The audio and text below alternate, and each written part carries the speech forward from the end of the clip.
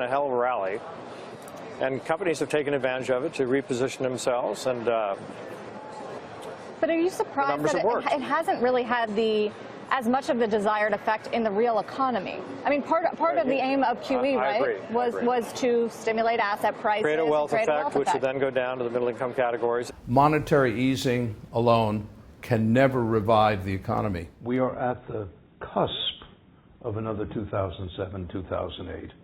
And it could well happen before the election. Wow.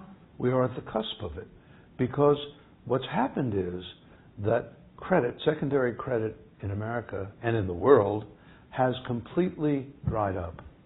And there is none of the fuel and none of the backing that we had maybe from 2011 until now. It's gone. You say that we are currently in a recession. Every Fed official who speaks to us tells us we are not in a recession. What are they missing?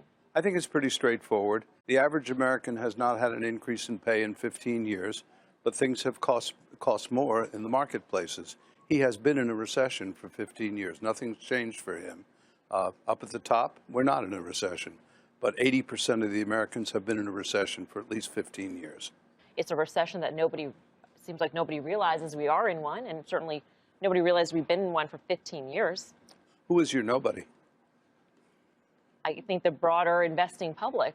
If you polled anybody on the street or anybody on this desk right here. It sounds like you're talking more about financial oppression than you are in economic decline.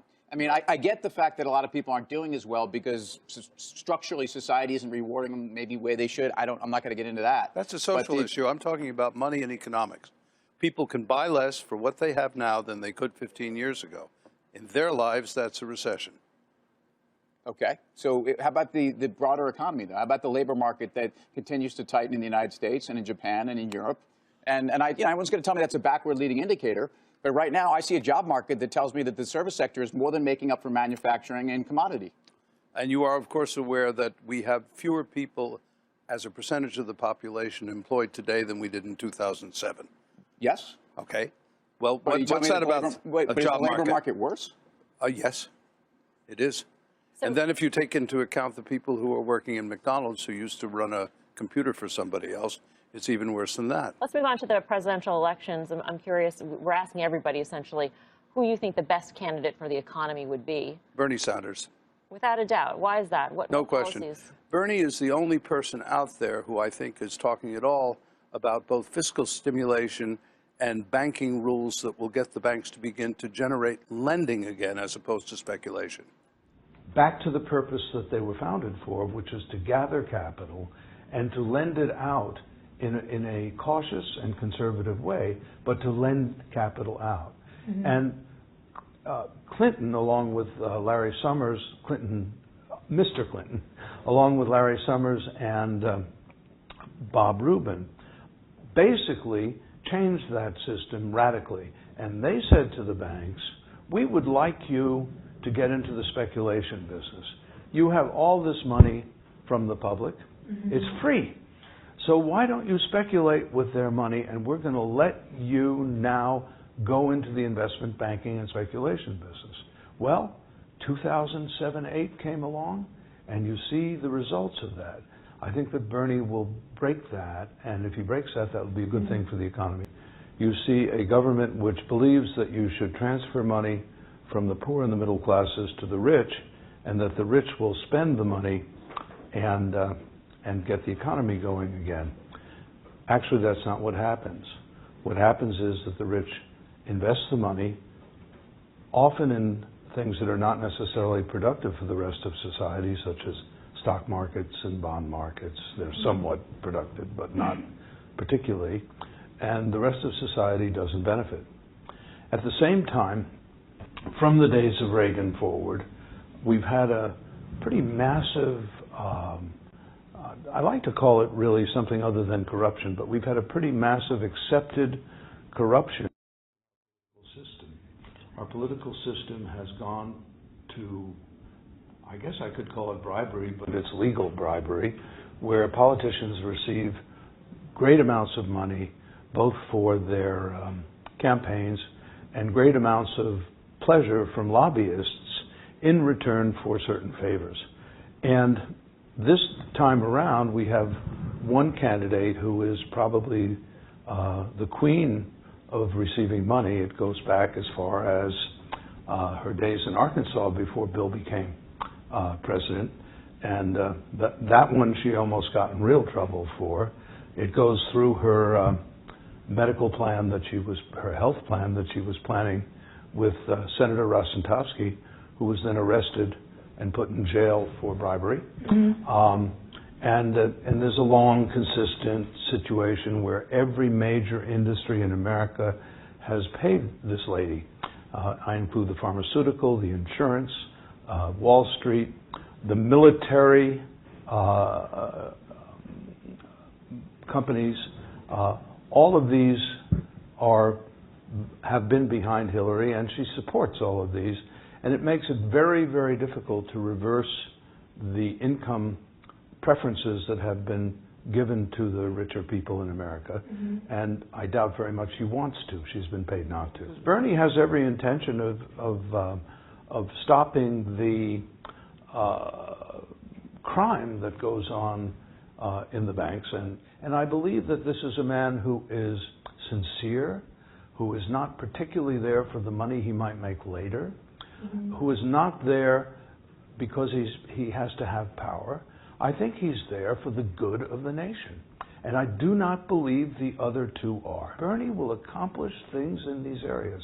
I think he has the support of the young, intelligent people and the old, boring, conservative people who are selfish and who want everything for themselves will not have the say with Bernie, and they haven't bought Bernie, that these other people have. Bernie's not going to lay out $15 trillion to save the banks mm-hmm.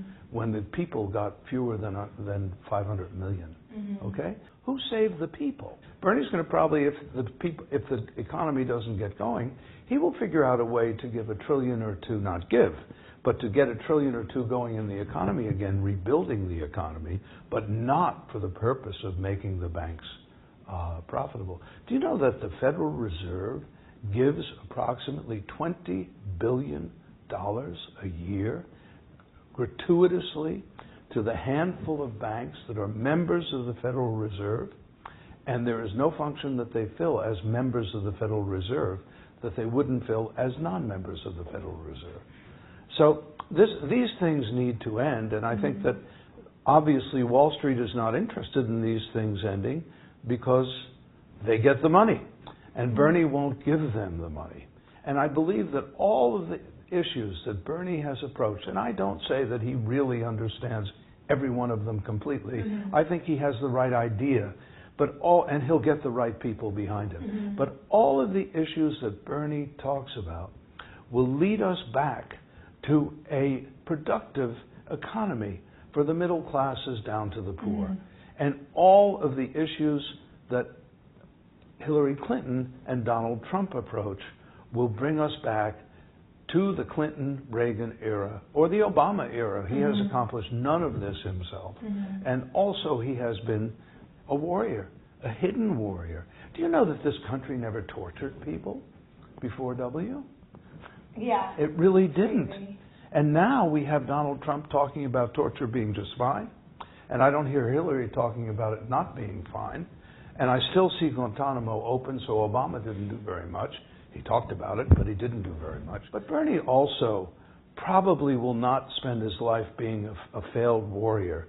If you think about America, from the Second World War on, let us start with Vietnam or Korea or wherever you want to start, we've never really won a war. So why are we having wars? We've never won a war. When we leave, even if we say we've won, and W said we won, what happens after? Nothing that we might have wanted, and usually it gets worse. I don't think Bernie's going to do that. I think Hillary's going to do that. She's a warrior. We all know that. She likes to go to war. That's her modus operandi in the past. Mm-hmm. But Bernie, it's not his modus operandi. I don't think that China is as big a problem as we all say. Mm-hmm. In fact, I'm sometimes amused because we designate China and Russia as our enemies. Now, why do we do that? I'm not sure. Is that because of the power that the Hillary Clintons and the business people behind her want?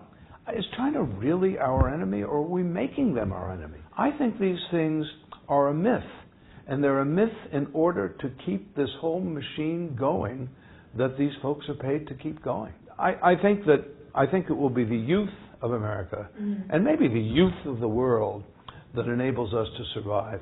And I hope they have the good luck to get Bernie as their leader, because the other ones are going to be a catastrophe. Well, going towards those two candidates, if you had to pick, which one do you think would be better for the economy, Trump or Hillary? You know, it's so hard because I mean, I would think that if Donald did what he says, the good things he says he's going to do, he would be better, because she's a disaster. But Donald is crazy, and Donald is tasteless, and he doesn't have a clue. And he's going to have the wrong people around him. So it's very, very, very hard to say. Yeah. He could get lucky. She can't. She's bought. Everybody on Wall Street is not a bad guy. Okay? There are more bad guys than there were before, because the whole concept of greed without caring about others has really taken hold. It started to come apart in the 1980s. The respect these people had for themselves, as opposed to the respect for the raw game of money, changed radically. And you know, you saw, even though Giuliani was grandstanding and it was his method of becoming a politician, you saw what happened to Wall Street as they began to expose some of what was going on. They didn't expose their friends, and the friends of Giuliani paid for his election here, and they did the same things as the guys who were exposed. But nonetheless, I think some of Wall Street is disrespectful for the laws. They know they can pay fines. They know they're not going to jail. And it's considered simply an expense of being in the business. Do you think that Bernie should break away from the Democrats? It's a very good question. Yes, but not yet. I think that if he really loses the primary, remember, there are many things going on with Hillary, and she could be pushed aside along the way. I mean, things are coming to the fore. Donald's going to bring more things to the fore, and Bernie's the only one still there. But I would strongly urge Bernie, and again, I have no contact. I'm a personal single pack.